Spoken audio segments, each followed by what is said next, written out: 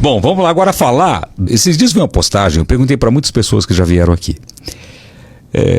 As respostas são parecidas, mas eu acho que você vai poder dar uma resposta mais completa. Um avô foi diagnosticado com câncer e o médico falou para ele: você tem 2 semanas de vida. E aí ele voltou para casa, a família devastada, e a netinha dele sonhou com Deus, e Deus dizendo que o avô seria curado. No outro dia ela acordou, contou pro pai, falou: pai, contou para o avô, eu sonhei que o vovô não vai morrer, que o vovô foi curado por Deus. O avô voltou no médico e falou pro médico: a minha neta sonhou que eu fui curado, eu quero fazer exames. O médico falou: não é hora mais de lutar, é hora de aceitar, não tem mais o que fazer. Não, mas fizeram exames e o avô estava curado. Milagre. Aí quando eu fui ler os comentários, veio aquela galera que você já conhece. Sim, com certeza. Dizendo o seguinte: porque o avô dela mereceu e uma criança não recebeu a mesma graça? Que Deus é esse? E aí?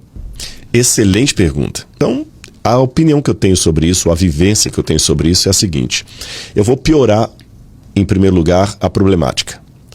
Você já parou para pensar que todos os milagres de Jesus foram incompletos e provisórios? Todos os milagres incompletos e provisórios. Vou dar exemplo. Um dos maiores milagres de Jesus foi a multiplicação dos pães e peixes. Sim. Mas quanto tempo durou aquela comida? Só para aquele momento. Só para aquele momento. Foi incompleto. Ele não sanou a fome do mundo. Outra questão. Ele ressuscitou Lázaro. Mas Lázaro morreu depois. Foi provisório. Ele prolongou os dias da terra. Ele retardou a morte. Até se eu quiser problematizar, sim, eu posso até dizer assim: não, Jesus não ressuscitou Lázaro. Ele postergou a morte. Pronto. Gente, ele ressuscitou sim. Eu estou falando aqui só para brincar com as palavras, tá bem? Quando eu digo que ele não ressuscitou Lázaro, é apenas... daqui a pouquinho já tem gente escrevendo aí: olha, ele ressuscitou aqui na Bíblia. Eu apenas estou brincando com as palavras. Todos os milagres de Jesus, eu falei, foram incompletos e provisórios. Provisórios no sentido de: ele curou o aleijado, mas o aleijado depois morreu de outra doença. Você viu que os milagres eram provisórios e como eu falei assim, e provisórios em que sentido? O leproso que Jesus curou, depois acabou morrendo de outra doença que Jesus não curou. Isso é interessante. Por que assim? É porque na dinâmica do grande conflito, se Deus, vou colocar as hipóteses, se Deus curasse todo mundo, não haveria necessidade do juízo final. Sim. O que é provisório se tornaria permanente. Esse mundo é provisório. Se Jesus tornar o provisório permanente, Jesus vai estar fazendo como aquele marido. Ele não vai estar consertando, ele vai estar apenas deixando a gambiarra. Se ele curasse todo mundo, ele ia simplesmente deixar a gambiarra para sempre, porque ele vai consertar tudo sem trazer o juízo final, sem dar fim ao pecado, sem destruir o dito cujo com os anjos dele, sem separar o joio do trigo. Ele vai simplesmente estar perpetuando a gambiarra. Por isso que Deus não pode curar todo mundo. Não é a hora ainda.